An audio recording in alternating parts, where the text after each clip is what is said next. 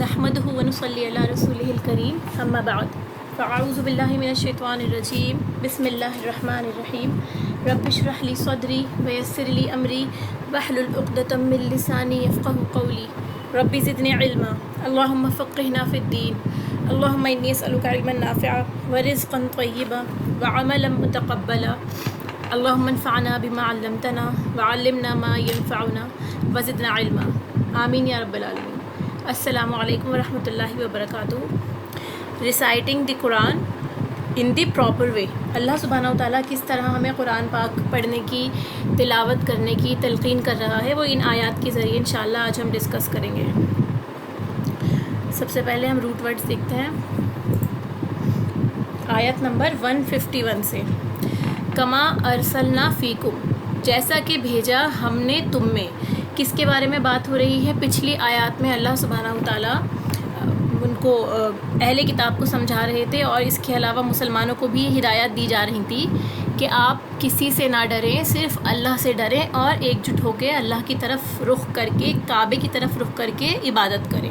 अब यहाँ ये बताया जा रहा है कि अल्लाह सुब्हानहू तआला ने अपने कलाम को बंदों तक पहुँचाने के लिए, अपने मैसेज को पहुँचाने के लिए एक रसूल भेजा। तो वो एक बहुत बड़ी नेमत है अल्लाह की कि अल्लाह ताला ने एक डेमो का तरीका हमें दिखाया कि किस तरह हमें उसको पढ़ना है, सीखना है, उसको अमल में लाना है। तो उसके लिए अल्लाह ने एक मिसाल बयान की यहाँ पे कि जैसा कि उसने भेजा तुम में से, यानी तुम में से मतलब यहाँ पर अरबों की बात हो रही है कि उन्हीं लोगों में जिनमें कुरान नाजिल हुआ, उन्हीं में से एक रसूल भेजा गया। मिनकुम, तुम में से, यतलु अलैकुम आयातिना, वो तिलावत करता है तुम पर हमारी आयत। यतलू, जैसे मैंने आपको बताया था, इसका रूट क्या होता है? ता, लाम और वाव, तला, यतलू, तिलवन, यानी तिलावत करना, किसी चीज़ को इस तरह पढ़ना कि उसकी मीनिंग पीछे पीछे आए, आपको समझ में आने लगे हो। ठीक है। वयुज़क्कीकुम वयुअल्लिमुकुमुल किताब, और युज़क्कीकुम, वो तुम्हारा तज़किया करता है, तुम्हें पाक करता है। वयुअल्लिमुकुमुल किताबा, और वो तालीम देता है तुम्हें किताब की, किताब का इल्म देना। और यहाँ अल किताब से कौन सी किताब मुराद है? कुरान। वल हिकमत, और हिकमत की तालीम देता है। तो हिकमत से क्या हम मुराद ले सकते हैं कि किस तरह उसको अप्लाई करना है जो हमने सीखा, या फिर सुन्नत रसूल कि अपनी ज़िंदगी हमें किस तरह गुजारनी है कुरान की रोशनी में। वयुअल्लिमुकुम मालम तकूनु तालमून, और वो तालीम देता है तुम्हें उसकी जो तुम ना थे इल्म रखते, यानी वो तमाम चीज़ें, वो तमाम बातें जिनका हमें इल्म नहीं था रसूल अल्लाह के आने से पहले, कुरान के आने से पहले, वो सब अल्लाह ने हमें सिखाया हमारे नबी के ज़रिए। फ़ज़कुरूनी अज़कुरकुम, अल्लाह सुब्हानहू तआला उसके बाद हमसे ये मुतालबा करते हैं कि मुझको याद रखो। फ़ज़कुरूनी, तो मेरा ज़िक्र करो, मुझे याद करो। अज़कुरकुम, नतीजा क्या होगा? मैं याद करूँगा तुम्हें, यानी तुम मुझे याद रखोगे तो मैं भी तुमको याद रखूँगा। वशकुरूली, और शुक्र करो मेरा। वला तकफुरूनी, और ना तुम नाशुक्री करो मेरी। यहाँ जो नून के नीचे ज़ेर है वो या को छुपा रही है इसमें, और इसका मतलब जैसे यहाँ पे आप देख रहे हैं ना, ली के साथ जो या लगा है, यानी मेरा शुक्र करो। वला तकफुरूनी, मेरी नाशुक्री ना करो। तो यहाँ हमसे कहा जा रहा है करने का काम क्या है? अल्लाह को याद करना है और अल्लाह का शुक्र करना है। और क्या चीज़ नहीं करनी? नाशुक्री नहीं करनी। अब ये जो आपके हमारे सामने वर्ड्स आ रहा है फ़ज़कुरूनी, अल्लाह ताला हमसे डिमांड कर रहा है, ये चार चीज़ें जो रसूल के ज़रिए सिखाई हैं, तो इनकी क्या मीनिंग है, हम इन्हें कैसे समझेंगे? क्या अगर हम इनको ऐसे ही तर्जुमा करके पढ़ते हैं तो इतनी अंडरस्टैंडिंग हमारे लिए काफ़ी है, या अल्लाह ताला हमसे कुछ डिमांड कर रहा है अपनी किताब के बारे में कि ये हमारे ऊपर ये फ़र्ज़ है, ऑब्लिगेशन है, बीइंग अ उम्मत वसत, कि हमें ये चीज़ सीखनी है? तो उसी को डिस्कस करते हैं हम इंशाअल्लाह। Verse number 151। कमा अरसलना फ़ीकुम रसूलन, अल्लाह सुब्हानहू तआला फरमा रहा है just as we have sent among you a messenger from your self, तुम ही में से एक नबी भेजा। वो क्या काम करता है? वो ये चार काम करता है जो इस किताब के आने का सबसे बड़ा मकसद है। अगर हमें ये चार चीज़ें याद रहें तो हम अपने कुरान का जो अल्लाह ने हमें ज़िम्मेदारी दी है हक़ अदा कर पाएंगे। और अगर हम इन चारों में से कोई एक चीज़ भी भूल रहे हैं तो उसका हक़ अदा नहीं हो सकता। सबसे पहली चीज़ क्या बताई अल्लाह ताला ने यहाँ पर कि यतलू अलैकुम आयातिना, تلاوت کرنا، reciting to you our verses, جو بھی اللہ کی آیات ہیں جو اللہ نے نازل کی ہیں وہ سب پڑھ کے سنانا. اینڈ پیوریفائنگ یو، اس کے بعد آپ کا تزکیہ کرنا، ٹھیک ہے، آپ کو صاف کرنا. ٹیچنگ یو دی بک، اس کے بعد کیا، وَيُعَلِّمُكُمُ الْكِتَابَ، کہ آپ کو کتاب کی تعلیم دینا کہ اس کے اندر کیا لکھا ہے، اس کو آپ کیسے سمجھیں گے، یا صرف اس کو پڑھنا کافی ہے، یا سمجھنا بھی ایک اہم ذمہ داری ہے. اور اس کے ساتھ ساتھ وزڈم، حکمت سکھانا. And teaching you that which you did not know, جو آپ کو آج سے پہلے نہیں پتہ تھا کہ اس کو اس طرح بھی پڑھا جائے گا یا کرا جائے گا یا عمل میں لایا جائے گا، وہ اللہ سبحانہ و تعالیٰ ہمیں سکھا رہے ہیں. تو یہاں پر جو بات بتائی جا رہی ہے، اللہ سبحانہ و تعالیٰ ہم کو کچھ علم دینا چاہتے ہیں ان 4 چیزوں کے ذریعے. ان کو ایک ایک کر کے انشاءاللہ ہم سمجھیں گے اور ان کو انالائز بھی کریں گے کہ ان میں سے کون سی چیزیں ہیں جو ہم اب تک کر رہے تھے، یا اور کون سی ہیں جو ہمیں پتہ بھی نہیں کہ ہمیں کرنی تھی. سب سے پہلے جو بتائی گئی ہے بات وہ یہ ہے امپورٹنس آف رسول اللہ صلی اللہ علیہ وسلم. اللہ نے جو نبی اپنا بھیجا، رسول بھیجا، رسالت لے کے امت محمدیہ تک بھیجا، تو اس کی کیا امپورٹنس ہے. قرآن کی نعمت ایسی ہی ہے جیسے رسول کا مل جانا. یعنی یہ اللہ تعالیٰ نے جو نعمت ہمیں دی ہے قرآن کے ذریعے، یہ ایک اتنی بڑی نعمت ہے، بالکل اس طرح جیسے ایک نبی اللہ نے بھیجا ہے، ایک رسول ہم تک بھیجا ہو. اللہ کی کتاب ہے یہ، کیونکہ اب کوئی نبی نہیں آئے گا، کوئی رسول نہیں آئے گا. اس کے بعد یہ کتاب ہی ہمارے لیے رسالت کا کام کرتی ہے، ہمیں سمجھانے کا کام کرتی ہے. اور اسی کتاب کے ذریعے، اسی رسول کے ذریعے ہمیں بے شمار نعمتیں ملتی ہیں. اللہ کی کتاب، اس کے پڑھنے کا طریقہ رسول اللہ نے ہمیں سکھایا، کتاب و حکمت کی تعلیم دی، وہ باتیں بتائیں جن کا ہمیں نہیں معلوم تھا، اور ان کا ہمارا تزکیہ کرا. اس سے بڑی اور کوئی نعمت نہیں ہو سکتی انسان کی کہ اس کا پورا پرسنالٹی ڈیولپمنٹ کیا جائے، اس کا مینٹل، اس کا اسپریچول، فزیکل لیول، ہر طرح سے اس کو بہتر بنانے کی کوشش کی جائے. تو اسی لیے ہمارے لیے اس میں سب سے بڑا سبق کیا ہے، ان آیات کو جو ہم پڑھنا سٹارٹ کر رہے ہیں، کسی بھی وجہ سے قرآن کو پڑھنا چھوڑنا نہیں ہے. کتنے بھی حالات ٹف ہو جائیں، ہم کتنا بھی بزی ہو جائیں، یا کوئی بھی ایسی چیز ہے جو ہمیں آکیوپائی کر رہی ہے، ہمیں قرآن کا مطالعہ کنٹینیوس اپنی لائف میں کرنا ہے. جسٹ ایز کہ ہم اپنی باڈی کا خیال رکھتے ہیں، اپنی فزیکل نیڈس کا خیال رکھتے ہیں، اسی طرح ہمیں اپنی اسپریچول نیڈس کا خیال رکھنا بھی بہت ضروری ہے. پھر رسول کی ذمہ داریاں یہاں سے ہمیں پتہ چلتی ہیں ان آیات کے ذریعے، کیونکہ اب رسول اللہ کے بعد اس امت کو یہ کام کرنا ہے، جیسے ہم نے لاسٹ آیات میں پڑھا تھا کہ ہم کنیکٹنگ لنک ہیں بٹوین دا پیپل. اس ٹائم جو مسلم کمیونٹی ہے وہ دنیا کے بیچ میں اور اللہ تعالیٰ کو ان سے کنیکٹ کرنے کا کام کر رہی ہے. اسی لیے یہ ذمہ داری اب ہمارے اوپر ہے. اس لیے یہ سمجھیں سب سے پہلے کہ ہمیں کرنا کیا ہے اور رسول اللہ نے کس طرح سے اس پیغام کو پہنچایا. سب سے پہلے فزیکل انوالومنٹس کس طرح کی ہوئی ان کی، کہ اللہ کی آیات پڑھ کر سنانا اور پھر کتاب کی تعلیم دینا. اس میں آپ کا پورا فزیکل لیول، آپ جتنا آپ اپنی باڈیلی محنت کر سکتے ہیں وہ کریں کہ آپ پہلے آیات کو پڑھ کر لوگوں کو سنائیں. جس طرح سے کتاب نازل ہوئی ہے، آیات نازل ہوئی ہیں، اسی طرح سے ان کو پڑھ کر سنانا. کیونکہ عربی جو ہے قرآن کی زبان ہے، تمام انبیاء کی زبان رہی ہے، تو اسی لیے سب سے پہلے ہمارا فریضہ یہ بنتا ہے کہ ہم ورسز کو عربی میں بھی یاد رکھیں، جو امپورٹنٹ ورسز ہیں، تاکہ ہم قرآن کی تلاوت کر کے لوگوں کو سنا سکیں جب ضرورت ہو، اس موقع پہ ہمیں وہ آیت آتی ہو. پھر کتاب کی تعلیم دینا. اب جو آپ نے ورس بتائی ہے اس کے بعد اب اس کا میننگ بھی بتائیں، اور اس کے پیچھے کیا مفہوم ہے، اللہ تعالیٰ ہم سے کیا چاہتا ہے، وہ بتانا ضروری ہے. پھر مینٹل انوالومنٹس کس طرح کی ہوئی، تربیت اور اصلاح کرنا، کس طرح سے بندوں کی تربیت کرنی ہے، ان کی برائیاں ان سے مٹانی ہیں، ان کو اچھے کاموں کی تلقین کرانی ہے، گڈ ہیبٹس ان میں انکلٹیٹ کرنی ہے. یہ ساری چیزیں تربیت کے ذریعے رسول اللہ صلی اللہ علیہ وسلم نے اپنے صحابہ کی اور اس کے بعد پوری امت کو اسی طرح کا کام کرنے کو کہا گیا. بیک ٹو بیک جو جنریشنز گزری ہیں ان سب نے اس چیز پہ بہت زور دیا. تربیت بہت امپورٹنٹ چیز ہے، کیونکہ کسی بھی چیز کی آپ اس میں کوئی نئی چیز رکھنا چاہتے ہیں، آپ اپنے گھر میں کوئی نئی ڈیکوریشن پیس لانا چاہتے ہیں، تو اوبویسلی سب سے پہلے آپ کلیننگ کریں گے، گھر کو صاف ستھرا کریں گے، چمکائیں گے، اس کے بعد کوئی نئی چیز آئے گی تو وہ اور زیادہ بیوٹیفل لگے گی. اسی لیے تربیت اور اصلاح کا کام کرنا، اور پھر اس کے بعد حکمت سکھانا کہ کس طرح سے اس کو رائٹ ٹائم پہ آپ اب اپلائی بھی کر سکیں. تو یہاں پر آیات کی تلاوت کرنا، سب سے پہلے ہم ایک ایک کر کے لے کے چلتے ہیں کہ آیات کی تلاوت سے ہم کیا سمجھتے ہیں. بہترین اور معتدل امت ہونے کی وجہ سے ہماری یہ سب سے بڑی ذمہ داری بنتی ہے کہ ہم جو ہے آیات کی تلاوت کر کے سنائیں، جس طرح اس کا حق ہے اس پر ایمان لائیں اور اسی طرح اس کو کنوے کریں۔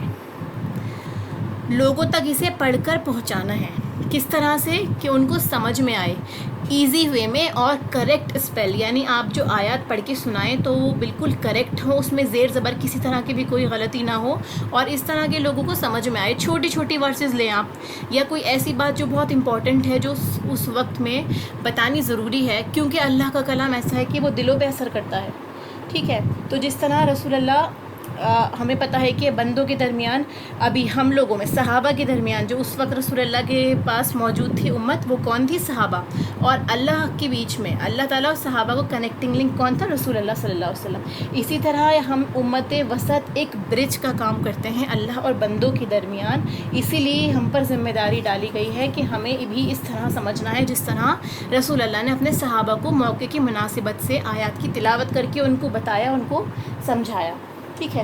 تو اسی لیے پیدا کرنے والے سے ملانا بہت ضروری ہے۔ اس کے اندر کچھ چیزیں آتی ہیں، دیکھیے کہ آیات کی تلاوت کرنا کیوں اتنا امپورٹنٹ ہے، کیونکہ یہ اللہ کے کلمات ہیں، جو عربی زبان میں جو عربی کانٹیکسٹ ہم پڑھتے ہیں وہ اللہ کے ہی کلمات ہیں، ہم اسے ٹچ نہیں کر سکتے، ان الفاظ کی گہرائی کو ہم نہیں سمجھ سکتے، کیونکہ عربک ہماری فرسٹ لینگویج نہیں ہے، ہم دیکھ نہیں سکتے اللہ کے کلمات کو، اسی لیے ہم قرآن کے ذریعے جو آیات ہمارے سامنے موجود ہیں ہم ان کو دیکھ سکتے ہیں، ان کو سمجھ سکتے ہیں، اور اسی طرح سے پھر لوگوں تک ان کو پہنچا سکتے ہیں۔ جس طرح اللہ تعالیٰ نے جبرائیل علیہ السلام سے پڑھ کر سنوائی، انہوں نے پڑھی، رسول اللہ نے سنی، پھر اس کے بعد رسول اللہ صلی اللہ علیہ وسلم نے صحابہ کو پڑھ کر سنائی، اور اس کے بعد صحابہ نے ایک دوسرے کو پڑھ کر سنائی۔ تو یہ سینوں میں محفوظ تھا قرآن ان کی، وہ ایک دوسرے کو پڑھ کر سناتے تھے، اپنی کریکشن کرتے تھے، اور ایسے ہی آگے کی امت تک، جنریشن تک یہ کتاب ہمارے سامنے ریٹن فارم میں موجود ہے۔ ادروائز یہ تھا کہ جس کو جتنا قرآن یاد ہوا کرتا تھا اس دور میں، وہ لوگ نماز میں زیادہ سے زیادہ اس کی تلاوت کیا کرتے تھے، تو قرآن اس وقت سینوں میں محفوظ ہوا کرتا تھا، ہمارے سامنے کتاب کی فارم میں موجود ہے الحمدللہ، لیکن اس کا مطلب یہ نہیں ہے کہ ہم اس کو یاد کرنے کی کوشش نہ کریں، صرف اپنی کتاب پر ہی ڈیپینڈ رہیں۔ تو پہلے امپورٹنٹ چیز کیا بتائی اس میں؟ تجوید کے ساتھ پڑھنا۔ تلاوت کے اندر جو سب سے امپورٹنٹ چیز آتی ہے وہ تجوید آتی ہے، کہ خوبصورتی کے ساتھ اس کو کیسے پڑھا جائے، صاف ستھرے انداز میں اس کو سوار کے ان کے حروف کی ادائیگی اسی طرح ہو جس طرح سے اللہ تعالیٰ چاہتا ہے۔ قرآن کی تلاوت ہر تبدیلی سے پاک ہو، یعنی اس کے اندر کیا چیزیں آئیں گی کہ آپ کسی بھی طرح کی تبدیلی نہیں کریں گے، نہ حروف کی تبدیلی ہوگی کہ آپ جو حروف تہجی ہوتے ہیں اس میں ہیر بدل کر دیں، نہ اس کے میننگ کے اندر کوئی تبدیلی ہونی چاہیے۔ جیسے آپ نے پڑھ کے سنایا ہمیں بھی اسے اسی طرح پڑھ کر سنانا ہے۔ قرآن کا اثر ڈائریکٹ ٹیکسٹ کا لوگوں کے دلوں پر ہوتا ہے۔ آپ دیکھیں نا، ایک ترجمے والی آیت آپ ایک سنائیں اور اس کے ساتھ ساتھ آپ قرآن کا عربی ٹیکسٹ بھی سنائیں تو کتنا زیادہ اس کا ایفیکٹ ہوتا ہے لوگوں پر۔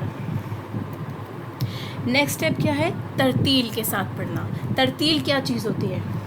ترتیل کا مطلب ہوتا ہے خوب ٹھہر ٹھہر کے پڑھنا، ٹھیک ہے۔ خود اللہ تعالیٰ نے بھی اسے اسی طرح بیان کروایا، ٹھہر ٹھہر کر پڑھنے کے لیے کہا، ورتل القرآن ترتیلا، کہ قرآن کو آپ آہستہ آہستہ سے پڑھیں، جتنا مناسب ہو، جتنا آپ کے لیے آپ کے پاس وقت ہے، آپ سمجھ سکتے ہیں اچھے سے، اسی طرح اتنا وقت دے کے اس کو ٹھہر ٹھہر کے تجوید کے ساتھ اپنے وقت کے ساتھ میں جتنا آپ مناسب سمجھے اس طرح پڑھیں، نہ کہ ایسا ہو کہ اتنی روانگی کے ساتھ پڑھا جائے کہ حروف سمجھ میں نہ آئے، آدھے الفاظ آپ کے منہ میں رہ جائیں اور آدھے آپ پڑھنے میں لگے ہوں، آدھا دھیان کہیں اور ہو، کچھ بھی سمجھ نہ آ رہا ہو، اس لیے وہ قرآن کا حق ادا نہیں کرتا۔ آپ تجوید پہ بھی دھیان دیں اور اس کے ساتھ میں ٹھہر ٹھہر کے پڑھیں، چاہے آپ تھوڑا ہی پڑھیں، یہ قرآن کا حق ہے جو ہمیں ادا کرنا ہے۔ پھر اس کے بعد یہ امپورٹنٹ سوال بنتا ہے کہ ہم آیات کی تلاوت کیوں کریں؟ ابھی ہم نے یہ ساری چیزیں پڑھیں کہ اللہ کا کلام ہے، لوگوں تک پہنچانا ضروری ہے، ہماری ذمہ داری ہے، یہ ساری چیزیں تو امپورٹنٹ ہیں، تو ہم قرآن کو کیوں پڑھتے ہیں؟ ہم لوگ اپنے ایک دوسرے سے سوال کریں کہ ہم قرآن کیوں پڑھ رہے ہیں؟ اللہ تعالیٰ نے قرآن بھیجا ہم لوگوں کی ہدایت کے لیے، تو ہماری بھی کوئی رسپانسبلٹی بنتی ہے، لیکن قرآن کا ہم سے کیا ریلیشن ہے، اس کا ہماری روح پر کیا ایفیکٹ پڑتا ہے؟ تو قرآن کو خود اللہ تعالیٰ نے روح سے تشبیہ دی ہے، اس کا ہماری ڈائریکٹ روح پر ہی اثر ہوتا ہے. جب آپ صحیح طریقے سے صحیح آواز کے ساتھ صحیح حروف کی ادائیگی کے ساتھ اس کو ادا کریں گے تو یہ ڈائریکٹ دلوں پہ اثر کرتا ہے. ہر انسان کی روح میں اللہ نے ایک تڑپ رکھی ہے, ایک پیاس رکھی ہے کہ وہ پیس کی طرف, سولاس کی طرف جانا چاہتا ہے, کہ اسے سکون کی طلب ہوتی ہے. جب ہم اس کو, اپنی روح کو وہ غذا نہیں دے رہے ہوتے, وہ سکون نہیں دے رہے ہوتے, تو آٹومیٹکلی وہ ان انڈائریکٹ یا آلٹرنیٹ ویز کی طرف جانے لگتی ہے جو اس وقت موجود ہوں گے. یعنی اگر آپ نے اس کو کریکٹ ڈائٹ نہیں دی تو جو سامنے آپ کے پڑا ہوا ہوتا ہے کوئی بھی کھانے کی چیز, آپ اس کو جب صحیح چیز نہیں کھاتے تو کچھ بھی آپ اٹھا کے منہ میں رکھ لیتے ہیں. اسی طرح سے جب ہم اس کو صحیح چیز نہیں دیں گے اپنی روح کو تو وہ آلٹرنیٹ چیزوں سے اپنا دل بہلانے لگتی ہے. ٹھیک ہے. حدیث کے بھی الفاظ ہیں کہ بعض باتیں جادو کا اثر رکھتی ہیں. جب ہم نے جادو کا چیپٹر پڑھا تھا, ہم نے وہاں بھی ڈسکس کیا تھا کہ کچھ الفاظ, کچھ کلمات ایسے ہوتے ہیں جو جادو کا اثر رکھتے ہیں, انسان کی پرسنالٹی پہ افیکٹ کرتے ہیں. تو اسی طرح سے قرآن کو بھی کہا جاتا ہے کہ اگر ہم قرآن کو خوبصورتی کے ساتھ پڑھیں گے, صحیح طرح سے پڑھیں گے, تو اس کا ڈائریکٹ اثر ہماری روح پر ہی ہوگا. تو تلاوت جو ہے وہ آیات کی ہی تلاوت نہیں ہوتی, اس کا اثر جو ہے وہ اعمال کے ساتھ بھی ہوتا ہے. یعنی آپ نے اگر صرف آیات پڑھ کے سنا دی لوگوں کو تو اس کے ساتھ ساتھ آپ کا عمل نہیں ہے, تو اب بھی اس کا اثر بہت لمیٹڈ ہوگا لوگوں پر. جیسے ہم نے بولا تھا, ہم نے ڈسکس کیا تھا کہ علم نافع حاصل کرنا ہے, اس کے بعد سب سے پہلے اپنی ذات پہ اس کو عمل کرنا ہے, اس کے بعد جتنا آپ لوگوں تک پہنچائیں گے اس کا اثر بھی آپ کی زبان کے ساتھ ساتھ ان تک پہنچے گا. یعنی ہماری پوری پرسنالٹی میں وہ چیز گھل مل جانی چاہیے. پھر جب ہم اس کی تلاوت بھی کریں گے تو وہ وائبریشنز لوگوں تک پہنچیں گے. ٹھیک ہے. تو صرف اپنی آواز کے استعمال سے ہی خوبصورت نہیں بنانا, بلکہ اپنے اعمال سے بھی اسے خوبصورت بنانا ہے. اسی طرح اگر ہم اس کو غلط پڑھتے ہیں, حروف کو ٹھیک سے ادا نہیں کرتے یا اس کا حق ادا نہیں کرتے, کسی بھی طرح کی کوئی مسٹیکس اس میں ہم کر رہے ہوتے ہیں جو ہم سمجھ بھی نہیں پا رہے ہوتے, تو اس کا ایفیکٹ بھی ایز اٹ از ویسے ہی بیڈ ہوگا, کیونکہ ہم نے صحیح چیز نہیں پڑھی, نہ ہم نے اس طرح پڑھا جس طرح پڑھنے کا حق تھا. اسی لیے اس کا حق ادا نہیں ہو سکتا جب تک یہ سارے رولز جو ہم نے ابھی تک ڈسکس کیے ہیں یہ نہ سمجھ لیں. اللہ سبحانہ و تعالیٰ خود قرآن کی تلاوت پر کان لگاتے ہیں. جیسے حدیث میں بھی آتا ہے نا کہ رسول اللہ صلی اللہ علیہ وسلم یا کوئی نبی جب قرآن کی تلاوت کرتا ہے تو اللہ سبحانہ و تعالیٰ خود قرآن پر کان لگا کر اس کو سنتا ہے. سب سے زیادہ جو اللہ تعالیٰ کو پسند ہے وہ قرات یعنی قرآن کی تلاوت کی آواز ہے. اس حدیث کا مطالعہ کریں. دیکھیں, جو شخص قرآن کے پڑھنے میں ماہر ہو, یعنی جو بندہ اتنے اچھے سے قرآن پڑھتا ہے, اس کو تجوید کے ساتھ, ترتیل کے ساتھ پڑھتا ہے, اس کے ساتھ ساتھ اس کے میننگ بھی سمجھتا ہے, تو وہ معزز اور نیک سفرا یعنی فرشتوں کے ساتھ ہوگا. وہ معزز فرشتے جو اللہ سبحانہ و تعالیٰ کے پاس ہیں وہ انہی کے ساتھ ہوگا. اور جو شخص قرآن کو اٹک اٹک کر پڑھتا ہو اور اسے پڑھنے میں مشقت بھی ہوتی ہو تو اس کو 2 گنا ثواب ہے. یعنی اللہ سبحانہ و تعالیٰ نے کسی کو محروم نہیں رکھا. جو دن رات محنت کر رہا ہے, اس کو بہتر سے بہتر بنانے کی کوشش کر رہا ہے, اس کا رتبہ بھی اللہ نے اتنا بتایا کہ اسے فرشتوں کے ساتھ رکھا جائے گا. اور جو مشقت کر رہا ہے, محنت کر رہا ہے, اس کے لیے مشکل ہے, تو اس کو بھی نا امید نہیں ہونا چاہیے. اللہ سبحانہ و تعالیٰ اس کو بھی 2 گنا ثواب دے رہا ہے. نبی پاک صلی اللہ علیہ وسلم نے ارشاد فرمایا, لوگوں میں زیادہ عبادت گزار وہ ہے جو تلاوت قرآن کریم زیادہ کرتا ہے. یعنی ہم کسی کی صرف نمازوں کو یا اخلاقیات کو دیکھ کر بھی جج نہیں کر سکتے. عبادت گزار بندہ وہ زیادہ مانا جاتا ہے جو تلاوت قرآن زیادہ کرتا ہو. کیوں؟ اس پہ آپ کو سوال اٹھنا چاہیے کہ ایسا کیوں ہے. کیونکہ ہم تو کہتے ہیں نا کہ اگر آپ صرف قرآن پڑھتے رہیں اور آپ کے اخلاق اچھے نہ ہو تو بھی اس کا کوئی فائدہ نہیں ہے.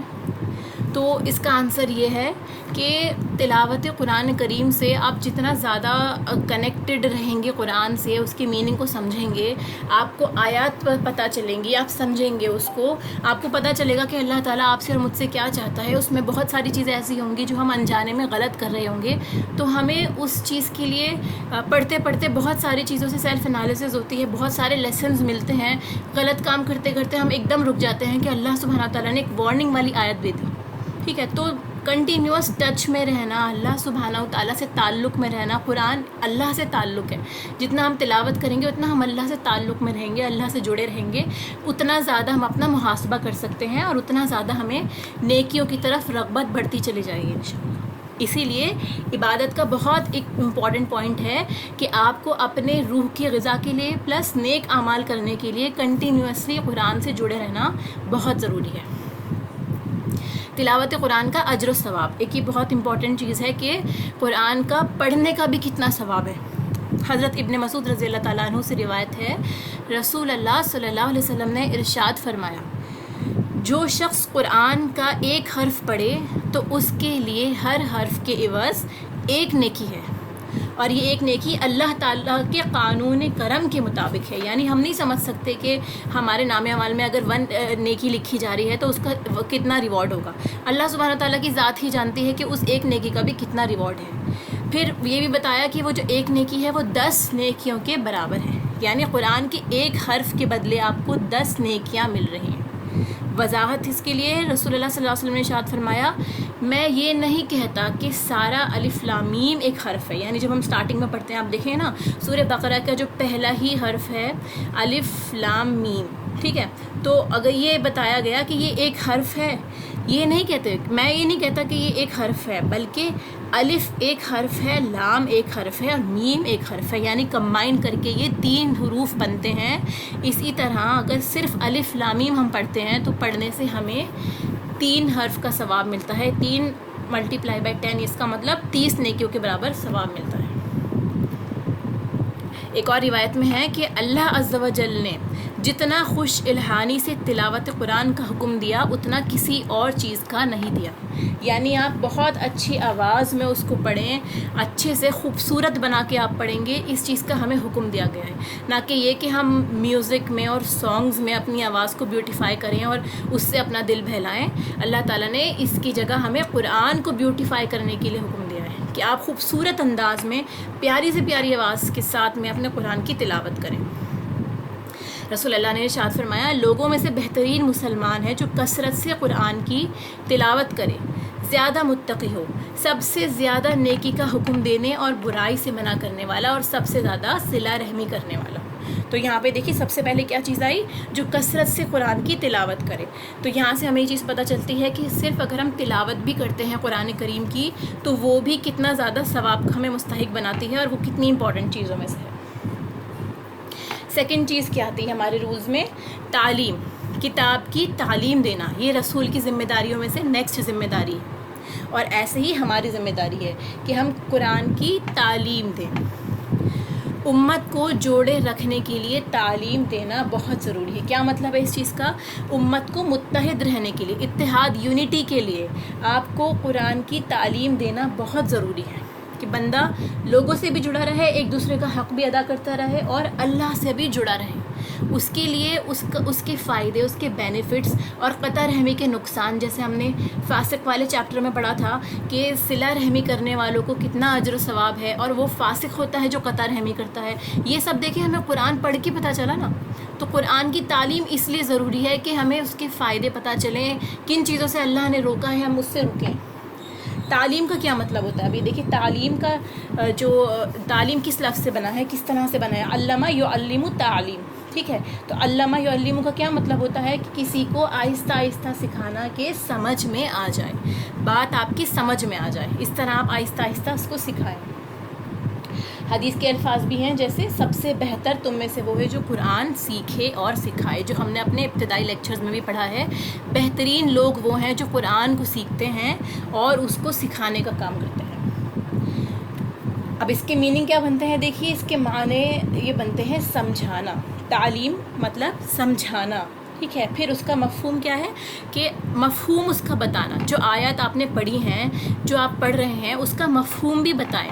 یعنی آپ کو ایک آیت ہے لیکن اس کو سمجھ میں نہیں آ رہا کہ کس کانٹیکسٹ میں بولی گئی ہے، تو اس کے آگے اور پیچھے کی آیات ملا کے آپ پڑھیں کہ ہاں اللہ سبحانہ و تعالیٰ کس واقعے کے بارے میں بات کر رہا ہے یا کس مفہوم کے بارے میں بات ہو رہی ہے. ایسا نہ ہو کہ آپ صرف ایک آیت کو لے لیں، نہ آگے کا سمجھیں نہ پیچھے کا سمجھیں، اور اس کو آؤٹ آف کانٹیکسٹ کوٹ کر دیں یا مس انڈرسٹینڈنگ ہو جائے. اسی لیے مفہوم سمجھنا ضروری ہے جس کے لیے ہم تفسیر پڑھتے ہیں کہ ان آیات کا شان نزول کیا ہے، یا کس وقت میں یہ نازل ہوئی، یا اللہ تعالیٰ نے اس میں کیا بتایا. اور قرآن کی تفسیر سب سے بیسٹ قرآن ہی کرتا ہے. ایک آیت جو ہے اس کی ایکسپلینیشن آپ اگلی آیات میں، اگلے سپاروں میں دیکھیں گے کہ اللہ سبحانہ و تعالیٰ خود قرآن کے ذریعے اس کی تفسیر فرماتا ہے. اس کے بعد نبی پاک صلی اللہ علیہ وسلم کے ذریعے ہم تفسیر دیکھتے ہیں کہ انہوں نے ان آیات کا کس طرح ہم کو مفہوم بتایا. اسی لیے حدیث کی کتابوں کا مطالعہ بھی بہت ضروری ہے. پھر اس کے بعد صحابہ نے اسے کس طرح سمجھا، اس طرح سے ہم اس کے مفہوم کو سمجھتے ہیں، اور تفسیر کی کتابوں میں سے اسی طرح ملتا ہے. پھر غور و فکر کرنا بھی اسی کا ایک میننگ آتا ہے کہ آپ نے جو پڑھا سمجھا، اب آپ کو یہ سمجھ میں آیا کہ اس آیت کا یہ میننگ ہے، پھر آپ اس پہ غور و فکر بھی ضرور کریں. تھوڑی دیر سوچیں بیٹھ کے کہ یہ آیت اس طرح سے ایک میسج دے رہی ہے، تو ہم نے اس کو اپلائی کیا یا نہیں، ہم اب تک ہمارا کیا طرز عمل رہا ہے، کیا ہم ایسا کرتے تھے، اگر ہم اس حال میں ہی اللہ کے پاس چلے گئے تو ہم سے کیا سوال جواب ہوگا، ہم تیار ہیں یا نہیں. اس آیت پہ غور و فکر کرنا، اگر ہم نے اتنا بھی کر لیا آپ یہ سمجھ لیں تو قرآن کے آنے کا مقصد ہم نے پورا کر دیا. کیونکہ غور و فکر کے بنا کوئی بھی آیت ہمارے دل پہ، ہمارے روح پہ اثر نہیں کر سکتی. اگر ہم نے غور و فکر نہیں کیا تو صرف یہ رٹے رٹائے جملے ہوں گے جو ہم دوسروں تک پریچ کر دیں گے، لیکن ہماری خود کی اپنی ذات پہ بھی اثر نہیں ہوگا، اور جو ہماری ذات پہ اثر نہیں ہوا جس چیز کا، وہ ہم دوسروں تک بھی اس کو نہیں پہنچا پائیں گے. تو اس کا پروسیجر کیا بتایا گیا، اس کی ریکوائرمنٹس کیا بتائی. دیکھیے اس کی ریکوائرمنٹس یہ ہیں، یعنی آپ کو تعلیم دینے کے لیے کیا کیا چیزوں کی ضرورت پڑے گی، کن کن ریکوائرمنٹس کی ضرورت ہے. سب سے پہلے ایک ٹیچر کی، ایک استاد کی. استاد کس طرح سکھاتا ہے، بات کو کیسے سمجھاتا ہے کہ اسٹوڈنٹ کو سمجھ میں آ جائے. ایک اچھا ٹیچر جو ہے وہ اسٹوڈنٹ کو اچھے سے نالج جو ہے وہ دے سکتا ہے، لیکن اگر ٹیچر خود ہی نہیں سمجھ پا رہا ہو تو وہ دوسروں کو نہیں سمجھا پائے گا، اسٹوڈنٹس کو نہیں سمجھا پائے گا. اسی لیے ایک استاد کا ہونا بہت ضروری ہے، کیونکہ بعض اوقات بہت ساری چیزیں ایسی ہوتی ہیں جو ہم فرسٹ ٹائم پڑھ رہے ہوتے ہیں، ہمیں نہیں سمجھ میں آتی، تو ہمیں استاد کے ذریعے پڑھنا بہت ضروری ہے. پھر اس کے بعد شاگرد کا، کہ کوئی پڑھنے والا ہو تبھی تو تعلیم دی جائے گی. پھر اس کے بعد کتاب کا ہونا ضروری ہے کہ کنٹینٹ کیا ہے، ہمیں کیا پڑھنا ہے، ہم کس چیز کے بارے میں پڑھنا چاہ رہے ہیں. بکس ہیں، ٹیکسٹ بکس ہیں یا ریفرنس بکس ہیں، یہ ساری چیزیں اس میں اس کی ریکوائرمنٹس میں ہیں. پلس انوائرمنٹ، ماحول کا ہونا یہ بہت ضروری چیز ہے، کیونکہ ہم سب جانتے ہیں کہ اگر ہم اسکول میں اپنے بچوں کو بھیجتے ہیں تو وہ جو وہاں پر اسٹڈی کرتے ہیں اور جو گھر میں اسٹڈی کرتے ہیں اس میں زمین آسمان کا فرق ہوتا ہے. ٹھیک ہے، ایک ماحول کے اندر ڈسپلن ہوتا ہے، روٹین ہوتا ہے. جیسے آپ اس کلاس میں بھی ہے، آپ ایک سیلف اسٹڈی قرآن کی کر رہے ہوں اور ایک کلاس میں بیٹھ کے پڑھ رہے ہوں، یا ایک محفل ہی ہو جہاں پہ سب مل کے قرآن ساتھ میں پڑھ رہے ہوں، ان سب کا الگ الگ ایفیکٹ ہے. تو اسی لیے ماحول کا ہونا بہت ضروری ہے، کیونکہ انسان اپنے ساتھیوں سے بھی سیکھتا ہے. جب ہم ایک دوسرے کو دیکھیں گے تو ایک ہیلدی کمپٹیشن بھی فیل ہوگا، پلس موٹیویشن فیل ہوگی، پلس ہم ڈسکشن کر سکتے ہیں بہت ساری چیزوں پہ. اسی لیے ماحول کا ہونا بھی قرآن کو سیکھنے کے لیے، اس کی تعلیم کے لیے بہت امپورٹنٹ ہے. اور لاسٹ میں اس کے لیے پروسیجر کیا ہے کہ کس طرح سے ہمیں یہ کرنا ہے، گریجولی، دھیرے دھیرے. ایسا نہ ہو کہ ہم اتنا ٹینشن میں آ جائیں یا اتنا اسٹریس میں آ جائیں کہ اتنا سارا ہے اور میرا ابھی تک پیچھے اتنا کچھ مس ہو چکا، تو کس طرح کور اپ ہوگا. آپ یہ سمجھیں کہ تھوڑا تھوڑا کر کے سمجھیں، جہاں سے جس بھی طرح سے آپ جڑ سکتے ہیں جڑ جائیں. یہ نہ سوچیں کہ پیچھے کا کیسے کور ہوگا. اگر ہم آج سے جڑنا چاہتے ہیں ہم آج سے جڑ جائیں. اگر ہم کسی اور جگہ میں کوئی ایسی بات سیکھ رہے ہیں جو آگے کے پاروں میں جاتی ہے، کسی اور ماحول میں، یا پھر آپ یہ سمجھ لیں قرآن سے ریلیٹڈ کوئی بھی آیت آپ کو پتہ چلتی ہے، آپ اس کو دھیرے دھیرے کر کے لیتے رہیں، سمجھتے رہیں. ٹھیک ہے، اسی لیے تھوڑا تھوڑا کر کے لینا زیادہ ضروری ہے. اگر ہم ایک ساتھ سارا کھانا کھا لیں گے، آپ دیکھیں گے نا کہ ہم بہت سارا کھانا ایک ساتھ کھا لیں گے تو وامٹنگ ہو جاتی ہے. اسی طرح بہت سارا علم ایک ساتھ لینے سے بھی انسان کا ایک مینٹل لیول جو ہے وہ ڈسٹرب ہو جاتا ہے، ساری چیزیں مکس ہو جاتی ہیں، پھر اس کے سمجھ میں نہیں آتی بہت ساری باتیں. اسی لیے سلولی کرنا امپورٹنٹ ہے، پلس کنٹینیوسلی، یعنی یہ ایک مسلسل کوشش ہے جو ہمیں آخری سانس تک کرنی ہے انشاءاللہ، جب تک کہ اللہ نے ہمیں زندگی دی ہے. ایسا نہیں ہے کہ ایک ٹائم لمٹ ہے، اس کے بعد ہم یہ سوچتے ہیں کہ اب ہمارا ذہن بند ہو گیا، اب ہم سے نہیں پڑھا جائے گا، نہیں سمجھا جائے گا. تو یہ ساری چیزیں جو ہیں یہ بے بنیاد ہیں. انسان کو لائف ٹائم مسلسل کوشش کرنی ہے سیکھتے رہنے کی اور سکھاتے رہنے کی. پھر اس کے بعد پیشنس بہت ضروری ہے، یعنی صبر کے ساتھ سیکھیں. نبی پاک صلی اللہ علیہ وسلم پر قرآن 23 سال میں آیا. انہوں نے صحابہ کو 23 سال میں اس کو کمپلیٹ کر کے سکھایا دھیرے دھیرے. سورہ بقرہ ہی جیسے ہم نے پڑھا کہ کتنے سالوں میں جا کے کمپلیٹ ہوئی. تو اسی لیے صبر کے ساتھ لیتے رہیں جتنا اللہ سبحانہ و تعالیٰ ہمارے سامنے پیش کر رہا ہے، لیکن جتنا بھی ہم پڑھیں اس پہ غور و فکر ضرور کریں تاکہ ہم اس کو عمل میں لا سکیں. پھر تیسرا امپورٹنٹ پوائنٹ ہے حکمت سکھانا، وزڈم، کہ کس طرح سے اس کو اپلائی کرنا ہے. ٹھیک ہے، تو حکمت میں سنت رسول بھی آتا ہے کہ رسول اللہ صلی اللہ علیہ وسلم نے اپنی زندگی میں اسے کیسے امپلیمنٹ کیا. اس کے لیے ہمیں احادیث کا مطالعہ بھی ساتھ کے ساتھ کرنا بہت ضروری ہے. ٹھیک ہے، تو حکمت جو ہے یہ حکم سے بنا ہے. مطلب یہ ہے کہ اس کے اندر یہ چیز بھی آتی ہے کہ آپ کسی چیز کا فیصلہ کریں اور اس کو امپلیمنٹ کرنے کی پاور بھی رکھتے ہو. اور وہ فیصلہ کیسا ہو؟ Power of making decisions. آپ کو یہ پاور ہو، یہ قدرت حاصل ہو کہ آپ فیصلے کر سکتے ہو. آپ یہ سمجھتے ہو کہ ہاں اگر میں نے یہ فیصلہ لیا تو یہ مناسب ہوگا. کیوں؟ کیونکہ آپ نے حکمت سیکھی کہ کون سی بات کب کرنی چاہیے. جیسے رسول اللہ صلی اللہ علیہ وسلم کی پوری زندگی ہے کہ انہوں نے کس صحابی کو کس وقت میں کون سی بات کی نصیحت کی. ایسا نہیں ہے کہ انہوں نے ساری چیزیں، سب نالج کی باتیں، سب کچھ ایک ساتھ بتا دیا. کیسے انہوں نے مجلسیں قائم کی، کس طرح انہوں نے قرآن کو سکھانے کے اوقات مقرر کیے، ٹائم سیٹ کیے، صحابہ کے الگ، صحابیات کا الگ، اور کس طرح تھوڑا تھوڑا جامع باتوں کے ساتھ. حدیث ہم دیکھیں گے نا، حدیثیں تو احادیث میں بھی ایسا ہے کہ جامع الفاظ یوز کیے گئے ہیں، چھوٹی بات میں پوری کمپلیٹ بات بتا دی گئی ہے. تو یہ ساری چیزیں اس کے اندر آتی ہیں. اور اس کے علاوہ right decision at the right time, کہ ہم صحیح بات کو صحیح موقع پر کریں، یہ بھی حکمت کے اندر آتا ہے.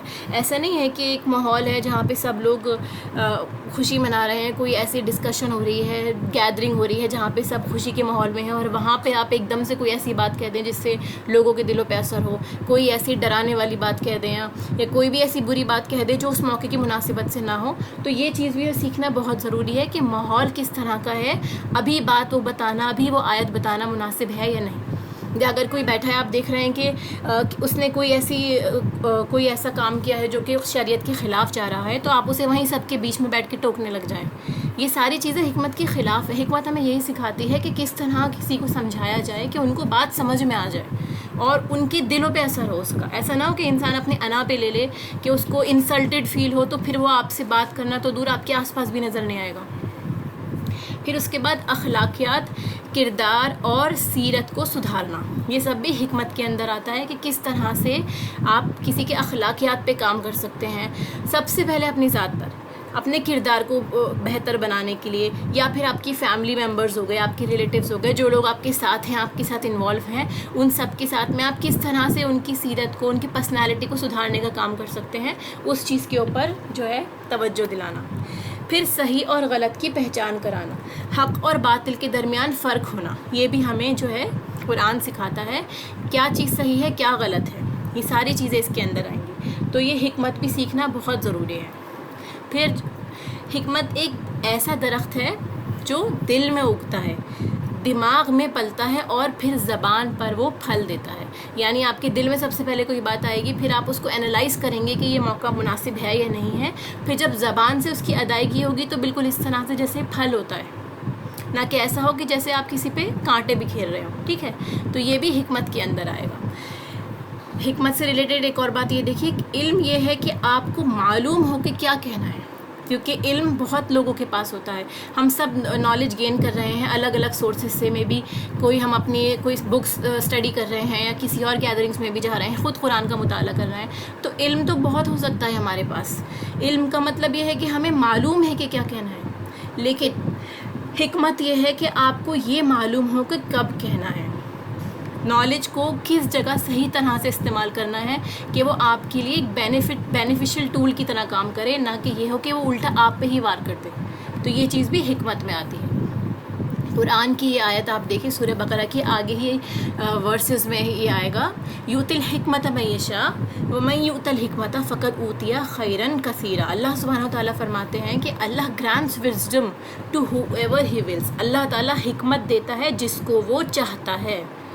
And whoever is granted wisdom، جس کو اللہ نے حکمت دے دی تو اس کو خیر کثیر عطا کر دیا. یعنی اسے بہت بڑی نعمت، بہت ساری نعمت میں اسے نواز دیا اللہ نے، اگر اللہ نے ہمیں حکمت دے دی. اسی طرح ابن تیمیہ کا یہ قول ہے حکمت سے ریلیٹڈ، آپ یہ دیکھیے، do not spend too much on any one in this world, کسی پہ بھی اس دنیا میں بہت زیادہ ٹائم اسپینڈ نہ کریں کسی بھی ایسی چیز میں، because even your shadow leaves you when you are in darkness. جب ہم اکیلے ہوں گے، ہم اندھیرے میں ہوتے ہیں، تب بھی یہ ہوتا ہے کہ ہماری شیڈو بھی ہمارے ساتھ نہیں ہوتی. اس لیے اپنا زیادہ سے زیادہ وقت جو ہے وہ آخرت کی تیاری میں لگائیں، نہ کہ یہ کہ دنیا میں ہی ہم اپنے آپ کو کھپا دیں. پھر اس کے بعد لوگوں کا تزکیہ کرنا، یہ لاسٹ پوائنٹ ہے اس کا، کہ تزکیہ کرنا، تربیت کرنا. تزکیے سے ہم کیا سمجھتے ہیں؟ سینکٹیفیکیشن اور پیوریفیکیشن آف دا سیلف، یعنی خود کو پاک صاف کرنا. اس کی ڈیفینیشن بھی آپ دیکھیے، دا پروسیس آف ٹرانسفارمنگ دا نفس، یعنی اپنے نفس کو تبدیل کرنا، اپنی ڈیزائرس کو. کہاں سے؟ From its state of self centrality, خود کے بارے میں سوچنے سے، through various spiritual stages towards the level of purity. الگ الگ اسٹیجز سے گزرتے ہوئے ہم ایک لیول آف پیورٹی کو پہنچے، ایک پاک صاف اسٹیج میں پہنچے. اینڈ اس کے بعد submission to the will of اللہ، کہ ہم اللہ سبحانہ تعالیٰ کی ول کے آگے سبمٹ کر دیں. اور جیسے ہم پڑھ چکے ہیں کہ مسلم کا مینس کیا ہوتا ہے، مسلم کا مطلب کیا ہوتا ہے؟ One who is submissive to God, جو اللہ کے سامنے اپنے آپ کو جھکا دے. تب ہی ہم مسلمان بن سکتے ہیں، جب ہم اپنا تزکیہ نفس کر لیں. تو اس کے اندر کون کون سی چیزیں آئیں گی؟ غلط عادات کو نکالنا، جو ہمارے اندر بری عادتیں ہیں اس کو اپنے اندر سے نکالنا، اور اچھی عادتوں کو اپنانا. اس کے لیے بھی ایک پروسیجر بتایا جاتا ہے، کس طرح سے ہم اس کو اپنا سکتے ہیں. دیکھیں، ہمارے پاس جو ہے اپنے اندر ہمارے بہت ساری برائیاں ہوتی ہیں. ہم یہ سمجھتے ہیں کہ ہمارے اندر جو ہے ساری چیزیں اچھی ہیں، although ہم یہ جو باقی لوگوں سے پوچھیں گے تو وہ آپ کی 10 برائیاں بتا دیں گے آپ کو کہ آپ کے اندر یہ چیز کی کمی ہے. تو اسی لیے سب سے پہلے کیا ہے کہ آپ آئیڈینٹیفائی تو کریں کہ ہمارے اندر برائی کیا ہے. ہم اگر یہی نہیں سمجھیں گے کہ ہمارے اندر کوئی کمی ہے، کسی چیز کی کوئی غلطی ہم کر رہے ہیں، تب تک ہم کیا کریں گے؟ ہم اس کو کریکٹ بھی نہیں کر پائیں گے. تو اسی لیے آئیڈینٹیفیکیشن سب سے امپورٹنٹ ہے، کہ سب سے پہلے اس کو پہچانیے کہ ہماری برائیاں کیا ہیں. پھر اس کے بعد دیکھیے ٹولز کا کیا مطلب ہے؟ کہ ہمارے پاس صفائی کے لیے سامان ہونا چاہیے. ہمارے پاس ایک ایسی چیز ہونی چاہیے جو صفائی میں ہماری ہیلپ کرے، جیسے کہ ہمارے پاس قرآن موجود ہے. پھر اس کے بعد ہارڈ ورک، یعنی محنت کرنی ہے پوری طاقت کے ساتھ، پیشنس کے ساتھ میں، اور سیکھنا ہے، پڑھنا ہے، تاکہ ہمارے عمل بدل سکے، ہم اچھی عادتوں کو اپنا سکیں. کیونکہ کسی بھی عادت کو بدلنے میں ٹائم لگتا ہے، محنت لگتی ہے. پھر اس کے بعد کنٹینیوٹی، یعنی مسلسل صفائی. ایسا نہیں ہے کہ ایک بار آپ نے کر لی تو بس ساری زندگی ضرورت نہیں ہے. جیسے ہم اپنے گھروں کو بھی صاف کرتے ہیں، ہر دوسرے دن ہمیں ضرورت پڑ جاتی ہے. اسی لیے یہ بھی ایک کنٹینیوس عمل ہے، مسلسل صفائی کرنی ہے. پھر اس کے بعد کلیننگ آف ہولسم ایریاز، ہمارے آس پاس کے بھی جتنے ایریاز ہیں، یعنی ہمارا ماحول، ہمارے فرینڈس، ہماری فیملی، ان سب کے لیے بھی ہمیں کنٹینیوس کوشش کرنی ہے. کیونکہ اگر ہم نے صرف اپنے پہ دھیان دیا تو ہم رہتے تو اسی ماحول میں ہوں گے. اسی ماحول میں رہنے سے کیا ہوگا؟ پھر سے گندا ہونے کا شبہ رہے گا، کہ پھر سے آپ انہی چیزوں کے اوپر چلے جائیں جن کا آپ نے تزکیہ کیا ہو. اس کے بعد ایک سٹینڈرڈ مینٹین کرنا ہے. ہمیں یہ پتہ ہونا چاہیے کہ ہم کس کے سٹینڈرڈ پہ آ کے کر رہے ہیں. یعنی ہمارے سامنے ایک اسوہ ہونا چاہیے، ایک ہمارے سامنے ایک چیز ایسی اس طرح کی ہونی چاہیے کہ ہمیں اس کو فالو کرنا ہے. جیسے اللہ سبحانہ تعالیٰ نے اسوہ رسول ہمارے لیے دیا، کہ سب سے بہترین نمونہ تمہارے لیے رسول اللہ صلی اللہ علیہ وسلم کی ذات ہے. پھر اس کے بعد انیشیٹو، سب سے امپورٹنٹ چیز بھی ہے یہ کہ آپ کسی کا انتظار نہ کریں، انیشیٹو لیں اور خود پہ کام کرنا شروع کر دیں. جتنا جلدی ہو سکے اتنا جلدی اس کو سٹارٹ کر دیں. پھر اس کے بعد تزکیہ کب ہوتا ہے؟ جب انسان کو یہ احساس ہو جاتا ہے اور وہ اپنے آپ کو اتنا چمکا لے کہ وہ نبی پاک صلی اللہ علیہ وسلم کے اخلاق کا عکس اس کے اندر آنے لگ جائے. یعنی اللہ نے جو نمونہ بنا کے ہمارے لیے بھیجا ہے، جب تک ہم اس نمونے کی جھلکی بھی نہ دیں تب تک سمجھ لیں ہمارا تزکیہ نہیں ہوا. یعنی ہم باہر سے کتنی بھی کوشش کر لیں، اگر ہمارے اندر سنتیں نہیں آئی ہیں، ہم اتنا فالو نہیں کرتے رسول اللہ کے طریقوں کو، نہ ہم نے ان کی لائف سٹائل کو فالو کیا، نہ سمجھانا پڑھا، تو کیا ہوگا؟ اس وقت تک تزکیہ ہمارا ممکن نہیں ہے. تو اسی لیے سکھانے کے ساتھ ساتھ کیا کوشش کرنی ہے کہ لوگوں کے اندر بھی بھلائی پیدا ہو، ان کے اخلاق بھی چمکے، ان کی عادتیں بھی بدلیں، اور اس کے اندر کیا ہے؟ ہم سب سے پہلے اپنی ذات سے کام شروع کریں. ٹھیک ہے. حضرت علی کا بھی قول ہے کہ جو شخص برائی کا نقصان نہیں جانتا وہ اس کے ہونے سے بچ بھی نہیں سکتا.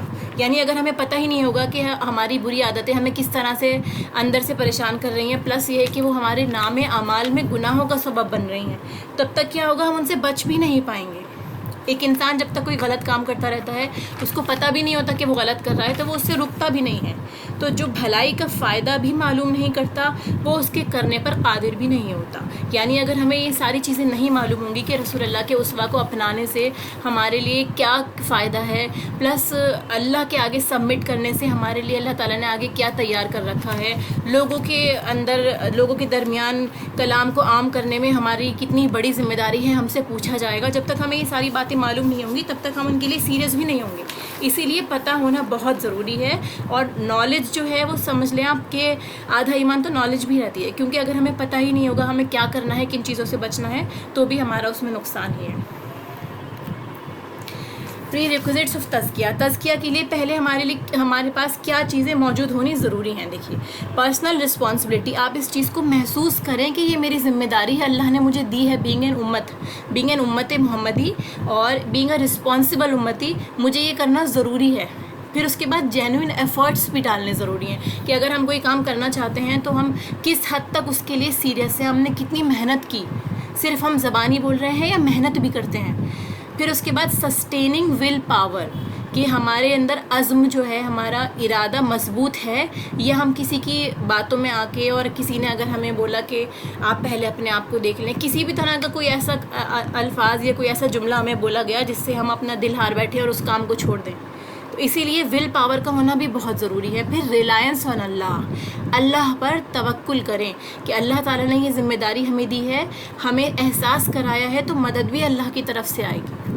پھر the best use of time, اپنے ٹائم کو بالکل ضائع نہ کریں، جو وقت ہمیں ملا ہے وہ بہت قیمتی ہے، اس میں آپ جتنا زیادہ ہو سکے نالج گین کریں، زیادہ سے زیادہ، کیونکہ نالج جو ہے وہ بہت امپورٹنٹ ہے، کانفیڈنس کے لیے بھی، پلس لوگوں میں بات کرنے کے لیے بھی آپ کو نالج ہونا بہت ضروری ہے۔ بلڈنگ مٹیریلس آف تزکیہ، یعنی کن کن مٹیریلس کی بھی ضرورت ہوتی ہے۔ اس کے لیے دیکھیے ہمارے پاس کچھ سامان ہونا ضروری ہے کہ اگر ہمیں کوئی عمارت کھڑی کرنی ہے تو ہمیں کون کون سی چیزیں ضروری ہیں جو مضبوط عمارت کو قائم کرتی ہیں۔ سب سے پہلے ہمارا ریلیشن اللہ سے اسٹرانگ ہونا چاہیے، یعنی اگر ہم اللہ کی ذات سے محبت نہیں کرتے، نہ ہم اللہ سے کنیکٹڈ ہیں، جڑے ہوئے نہیں ہیں، ہم اللہ سے بات نہیں کرتے، تو یہ سارا کام ہم کیوں کریں گے؟ آج ہم کریں گے، کل چھوڑ دیں گے، ہو سکتا ہے 2 دن کریں، 3 دن کریں، اس کے بعد جیسے ہمارا ریلیشن ویک ہو جائے گا ویسے ہم یہ کام کرنا بھی چھوڑ دیں گے۔ اسی لیے اللہ سے ریلیشن ہونا بہت ضروری ہے۔ پھر اللہ کے میسنجر سے ریلیشن ہونا، یعنی اگر آپ رسول اللہ صلی اللہ علیہ وسلم کی زندگی پڑھ بھی نہیں رہے، ان کی حیات مبارکہ بھی نہیں پتہ آپ کو، انہوں نے کتنی مشقتیں اٹھائیں اس دین کو پھیلانے کے لیے، صحابہ کو کس طرح پہنچایا میسج، کس طرح مشرکین کا سامنا کیا، یہ ساری چیزیں ہمیں نہیں پتہ ہوں گی تو بھی کیا ہوگا، ہم اس لیول پہ جا کے کام نہیں کر پائیں گے۔ یعنی ہم یہ احساس تو کریں گے کہ ہاں یہ آیات بہت امپورٹنٹ ہے، اللہ کا کلام ہے، لوگوں کو پہنچانا ضروری ہے، لیکن اس کام میں آنے والی مشقتیں اور جتنی بھی مشکلیں ہوں گی ہم ان کو برداشت نہیں کر پائیں گے جب تک ہمیں نہیں پتہ ہوگا کہ ہاں رسول اللہ نے اس کام کو کیسے کیا۔ پھر اس کے بعد صبر اور نماز سے مدد لیجیے، جتنا زیادہ ہو سکے گا نماز ادا کریں تاکہ اللہ تعالیٰ ہمیں بھی اندر سے پاک کرے، پلس ہمیں ہمت دیں۔ اے لائف آف ریممبرنس، نماز کے بعد کیا کریں، زیادہ سے زیادہ ذکر بھی کریں، اللہ کا ذکر محفلوں میں کریں، خود آپ بیٹھے ہیں اللہ کا ذکر کریں، اپنے بچوں کے ساتھ، اپنے فیملی کے ساتھ، کوئی بھی ایسی بات ہو، کوئی آیت آپ نے پڑھی ہو جو آپ کو اچھی لگی ہو اس کا ذکر کریں۔ یہ ساری چیزیں روزمرہ کی زندگی میں ہمیں معمول بنانی ہے انشاءاللہ۔ پھر spending in the way of اللہ، کہ آپ خرچ بھی کریں، اٹ از ناٹ نیسیسری کہ آپ صرف مال ہی خرچ کریں، آپ کچھ بھی اللہ کی راہ میں خرچ کریں گے، کسی بھی طرح سے لوگوں کو فائدہ دیں گے تو وہ آپ کی بات سنیں گے۔ اگر ہم چاہتے ہیں کہ کوئی ہماری بات سنے یا ہم سے کچھ لے تو اس کے لیے پہلے ہمیں دینا بھی پڑتا ہے، اسی لیے سب سے پہلے اسپینڈ کرنا اللہ کی راہ میں بہت ضروری ہے۔ اور پھر ریلیٹنگ ٹو اللہ's کریشن، جتنا زیادہ ہو سکے گا صلہ رحمی کے ساتھ لوگوں سے تعلق جوڑ کے آپ رہیں گے، تبھی یہ ہوگا کہ آپ اللہ کے میسج کو بھی پہنچا سکتے ہیں اور ان لوگوں کے تزکیہ کے بارے میں بھی آپ سوچ سکتے ہیں۔ تزکیہ ایک باطنی قوت ہے، ایک انٹرنل پاور ہے، جو شخص خیر، بھلائی یا نیکی کا کام کرنا چاہتا ہے اسے سب سے پہلے جس قوت کی ضرورت پیش آتی ہے وہ تزکیہ ہے۔ پہلے اپنا تزکیہ کریں اور اپنے آپ کو درست کریں، دوسروں کا تزکیہ کرنا اور دوسروں کو درست کرنا یہ بات کی بات ہے۔ اس لیے ایک تزکیہ کے لیے بہت امپورٹنٹ، بہت خوبصورت آیت میں نے قرآن کی یہاں پہ کوٹ کی ہے، دیکھیے، کلو نفس ذائقۃ الموت، کہ ہر نفس کو موت کا مزہ چکھنا ہے. No matter how pretty your faces, کتنا خوبصورت آپ کا چہرہ کیوں نہ ہو، you will still be the food of worms. آپ کا چہرہ اور آپ کی ذات کیڑوں کی غذا بننی ہے ایک دن. So set aside your arrogance and remember your grave. اپنے تکبر کو، اپنے آپ کو بڑا سمجھنے کو ایک طرف رکھیں اور اپنی موت کو، اپنی قبر کو یاد رکھیں. یہ سب سے بڑا رول ہے تزکیہ کا. اگر ہم چاہتے ہیں کہ ہمارا تزکیہ ہو تو ہم اپنی موت کو، اپنی قبر کو یاد رکھیں. اور یہ دعا بتائی ہے رسول اللہ صلی اللہ علیہ وسلم نے، اللہم آتی نفسی تقواہا وزکیہا انت خیر من زکاہا وانت ولیہا ومولاہا. او اللہ grant to my soul the sense of righteousness, یعنی اللہ تعالیٰ مجھے تقویٰ عطا فرما، میری نفس کو، میری روح کو، میری ذات کو تقویٰ عطا کر. For you are its best purifier, کہ تو ہی سب سے زیادہ پاک کرنے والا ہے. تزکیہ کرنے والی ذات کس کی ہے؟ اللہ کی ہے. You are its protecting friend and its guardian, کہ تو ہی ہمارا مولا ہے اور تو ہی ہمارا ولی ہے. پھر یہ لاسٹ ورڈ ہے آج کی، فاذکرونی اذکرکم واشکروا لی ولا تکفرون، کہ تم شکر ادا کرو، تم میرا ذکر کرو، میں بھی تمہیں یاد کروں گا، اور میرا شکر ادا کرو، میری شکر گزاری کرو اور ناشکری سے بچو. اللہ سبحانہ و تعالیٰ نے یہاں پہ ایک ہمیں رول دیا ہے، ہم سے کہا ہے کہ تم مجھے یاد کرو گے، میرا ذکر کرو گے تو میں بھی تمہارا ذکر کروں گا.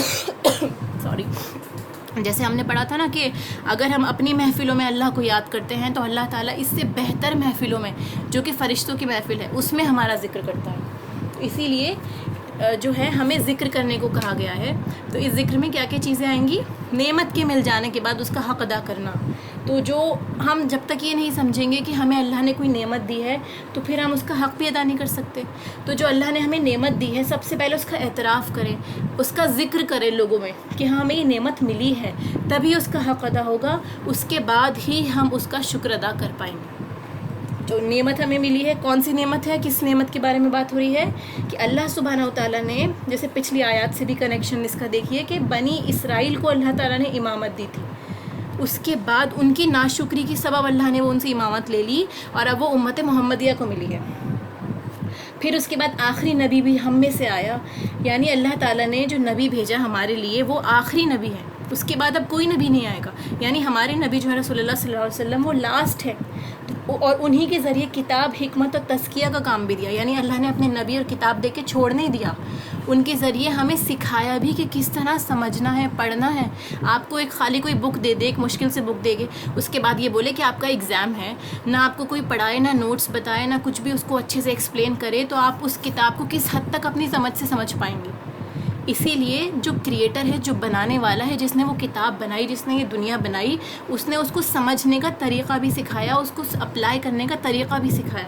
تو یہ اللہ کی بہت بڑی نعمت ہے کہ اللہ نے ہم میں رسول بھیجا اور اس کے ذریعے ہم سے تزکیہ، حکمت، تعلیم، یہ ساری چیزیں کروائیں. پھر دیکھیے اب ذکر اور شکر کیا چیز ہے. ذکر سے ہم کیا سمجھتے ہیں اور شکر سے ہم کیا سمجھتے ہیں؟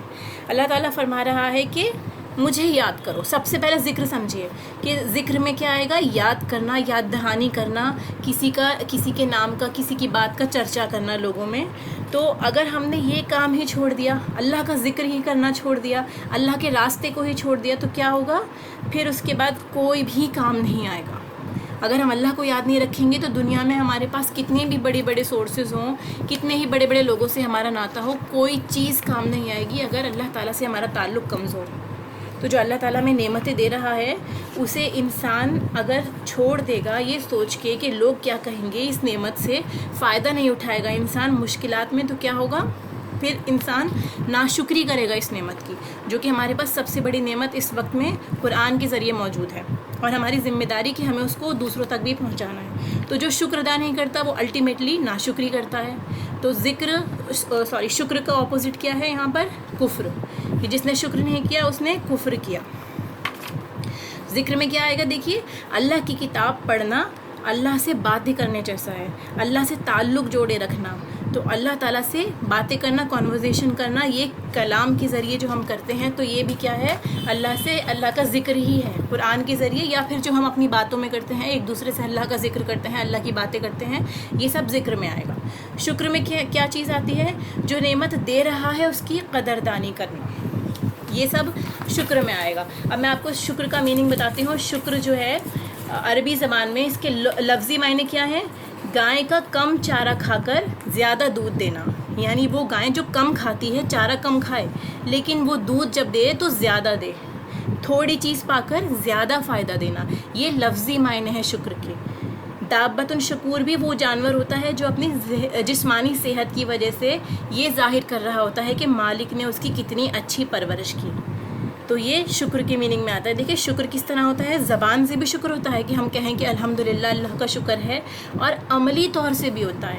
ہمارے رویے بھی بتاتے ہیں کہ ہم واقعی شکر گزار ہیں، مالک کی نعمتوں کے قدردان ہیں. ہم اچھا گمان کرتے ہیں اللہ کے بارے میں کہ جو ہمیں ملا ہے وہ سب سے بیسٹ دیا ہے اللہ تعالیٰ نے. تو اسی لیے شکر کے اندر کون کون سی 3 چیزیں آئیں گی، آپ نوٹ کر لیجئے اس کو. کہ سب سے پہلے آپ اعتراف کریں کہ آپ کے پاس نعمت ہے، اللہ نے آپ کو کچھ دیا ہے، اس کا اعتراف کرنا. پھر اس کے بعد اس کا لوگوں میں چرچا کرنا، اس کا ذکر کرنا اپنے آپ میں، یا پھر آپ لوگوں کے بیچ میں اس کا چرچا کریں. پھر تیسرا پوائنٹ کیا ہے، اس کو اسی طرح استعمال کرنا، اس چیز کو جس چیز کے لیے وہ دی گئی ہے آپ کو. جیسے آپ کو کوئی گفٹ دیتا ہے تو آپ اس گفٹ کو استعمال کرنے کے بجائے رکھ دیں. آپ اس کو اس طرح سجا کے رکھ دیں یا سنبھال کے رکھ دیں کہ اتنا اچھا ہے کہ آپ اسے یوز بھی نہ کریں، تو اس کا فائدہ نہیں ہوگا. جس مقصد کے لیے دیا ہے وہ مقصد پورا نہیں کیا اس نے.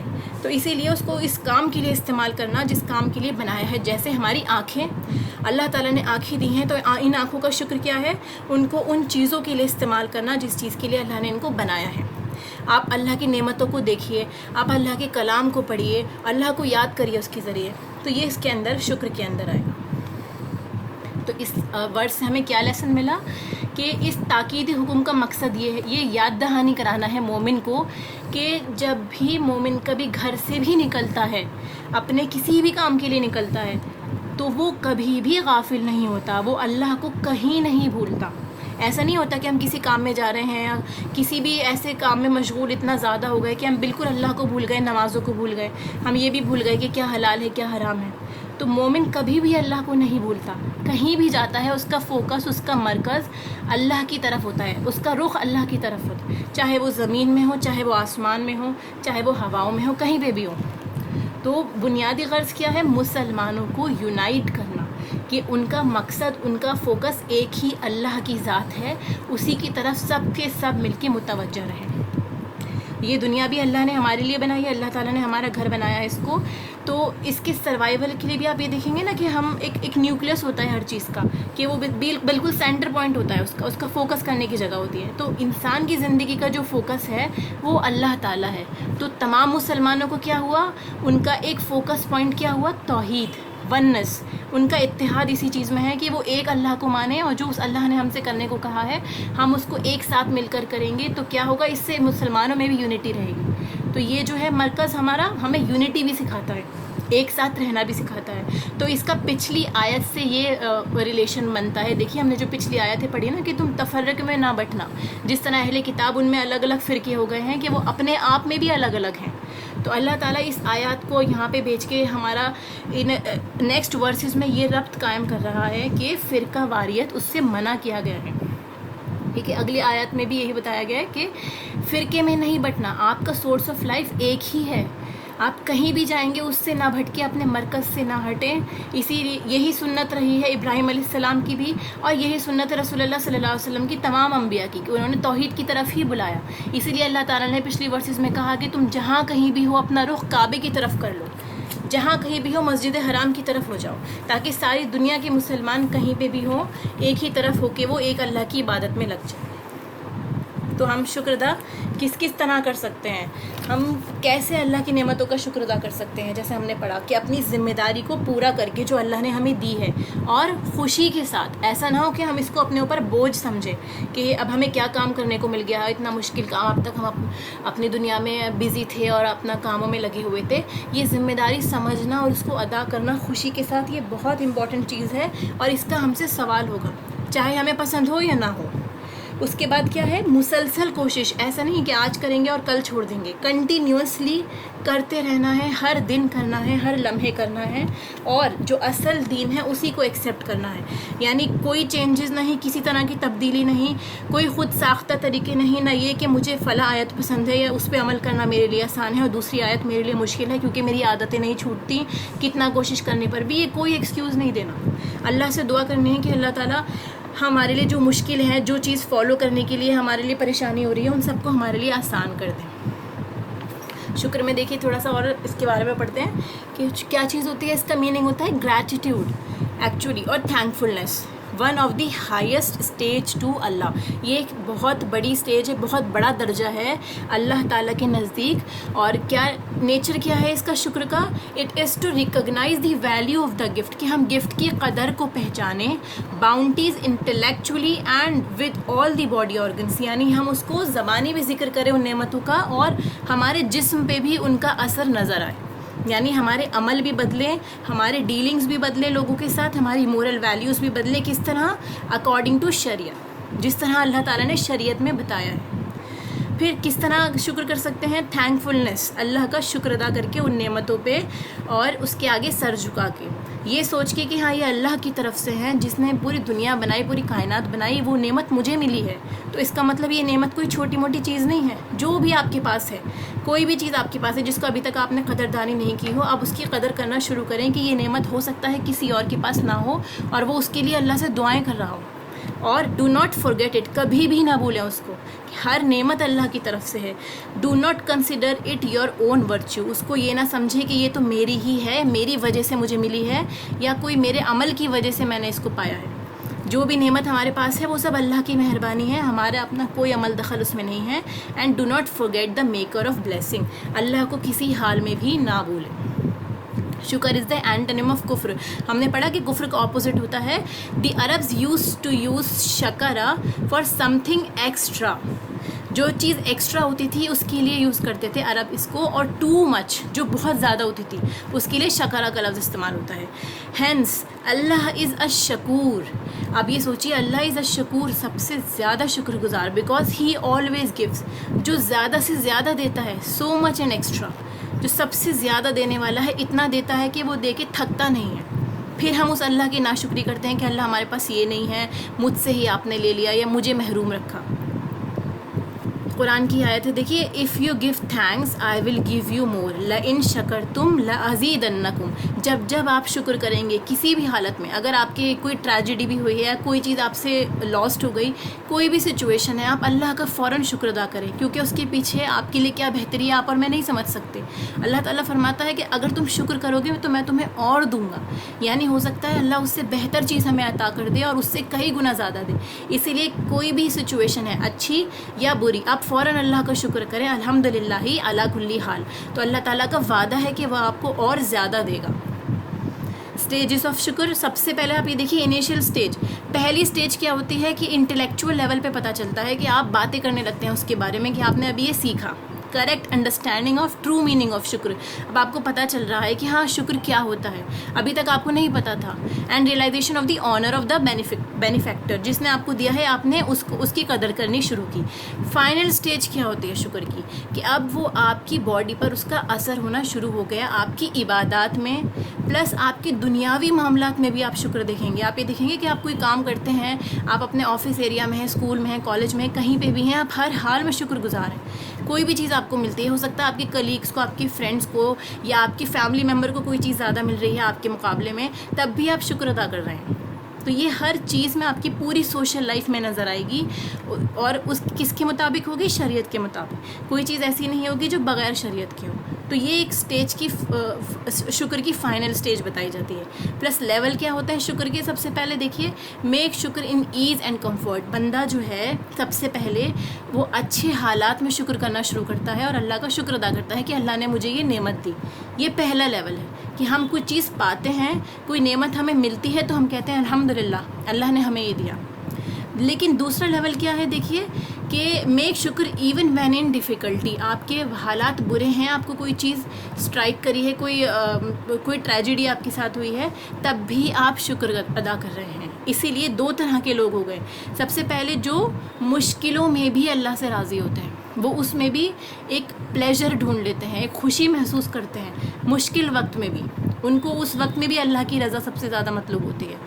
دوسرے طرح کے لوگ کون ہوتے ہیں؟ جو کمفرٹ میکس دیم ہیپی. جب انہیں کوئی نعمت ملتی ہے تو وہ خوش ہوتے ہیں. They find no pleasure in difficulty.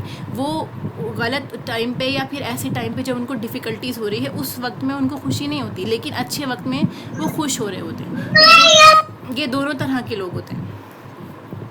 پھر ہاؤ ٹو ڈو شکر, کس طرح آپ شکر کر سکتے ہیں؟ از ٹو بی ہیپی.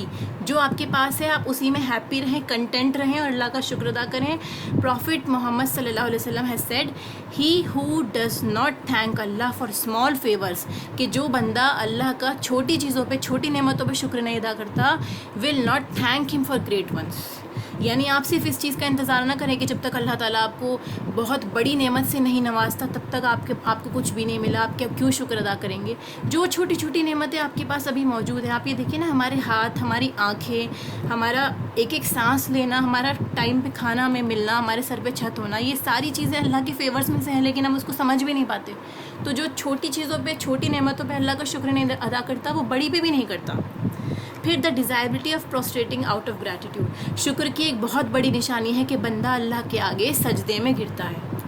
جو بندہ اللہ کا واقعی شکر کرتا ہے وہ اللہ کے آگے سجدے میں ضرور گرے گا. چاہے وہ سجدہ شکر ادا کرے, کوئی نعمت آپ کو ملی ہے آپ فوراً اللہ کے آگے سجدے میں گر جائیں. کوئی خوشی کی خبر آپ کو ملی ہے, آپ سجدہ شکر ادا کر دیں.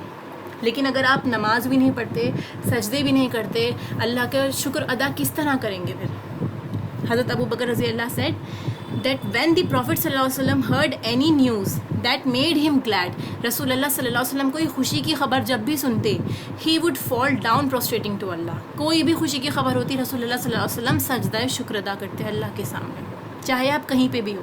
اور سجدہ شکر کے لیے اٹ از ناٹ نیسیسری کہ آپ کا وضو ہو یا آپ قبلہ رخ, کہیں پہ بھی ہوں آپ فوراً اللہ کے آگے جھک جائیں, وہ سجدہ شکر ہے. پرفارم 2 رکعت صلاح اور گفٹ چیریٹی, یا تو آپ 2 رکعت نفل ادا کر دیں یا پھر آپ کوئی چیریٹی دے دیں, یہ بھی شکر ادا کرنے کا ایک طریقہ ہے.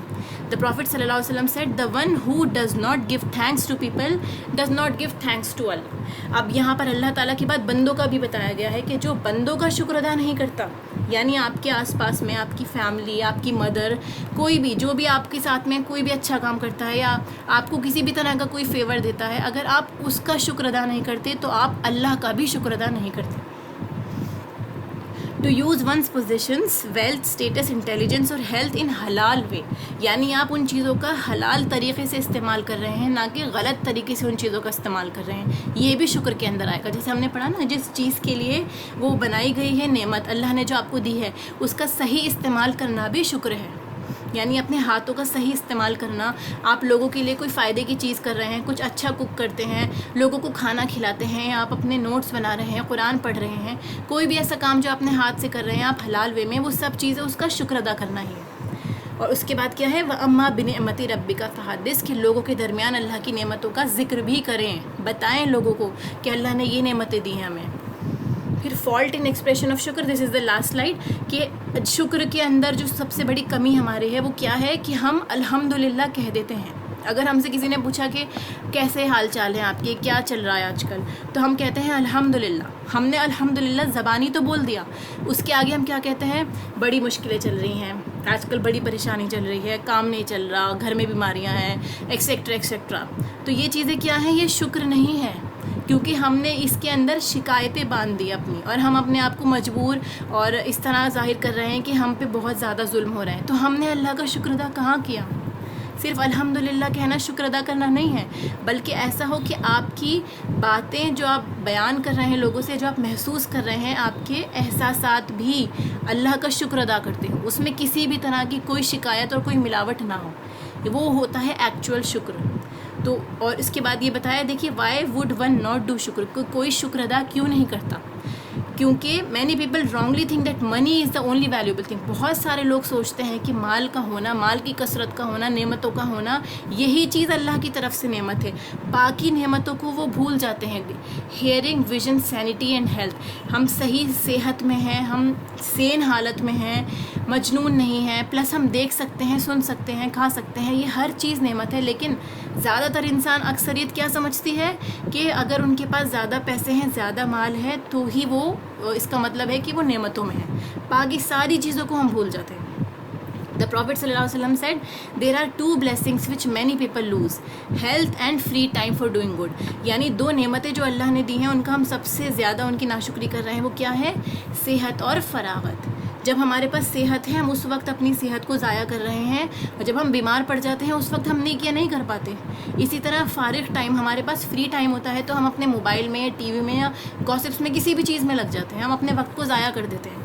وہ فری ٹائم ہمارے پاس نعمت ہے. جب ہمارے پاس ٹائم نہیں ہوتا اس وقت میں ہم اپنی تلاوت بھی نہیں کر پاتے، قرآن نہیں پڑھ پاتے، نماز پہ دھیان نہیں دے پاتے، کوئی نیکی کا کام نہیں کر پاتے. اسی لیے ان دونوں نعمتوں کو ابھی ہی سمجھیں اور ان کی قدر کریں. حضرت عائشہ رضی اللہ said, whenever a servant drinks a drop of water which gets into his body, کہ جب بھی کوئی بندہ ایک گھونٹ بھی پانی کا پیتا ہے اور وہ اس کو بنا نقصان پہنچائے اس کی باڈی سے باہر آ جاتا ہے تو اس کے اوپر شکر ڈیو ہے. یعنی اسے اللہ کا اس بات پہ بھی شکر ادا کرنا چاہیے. اس لیے اللہ تعالیٰ کو شکر ادا کرتے ہیں کہ اللہ تعالیٰ نے ہمیں توفیق دی کہ ہم نے ان چیزوں کو سمجھا. اللہ تعالیٰ سے دعا ہے کہ اللہ تعالیٰ ہمیں بھی شکر گزار بندوں میں شامل فرمائے، ہمیں سچے دل سے شکر ادا کرنے والا بنائے. اور جیسے قرآن کا حق ہے جو ہم نے آج ورسز میں پڑھا کہ تعلیم اور اس کے علاوہ تزکیہ، تلاوت، یہ ساری چیزیں ہم لوگوں کو سیکھنی ہے اور اللہ تعالیٰ ہمیں ان پہ عمل کرنے والا بنائے. وآخر دعوانا الحمد للہ رب العالمین. سبحانک اللہم و بحمدک، اشہد ان لا الہ الا انت، استغفرک و اتوب الیک. السلام علیکم ورحمۃ اللہ وبرکاتہ.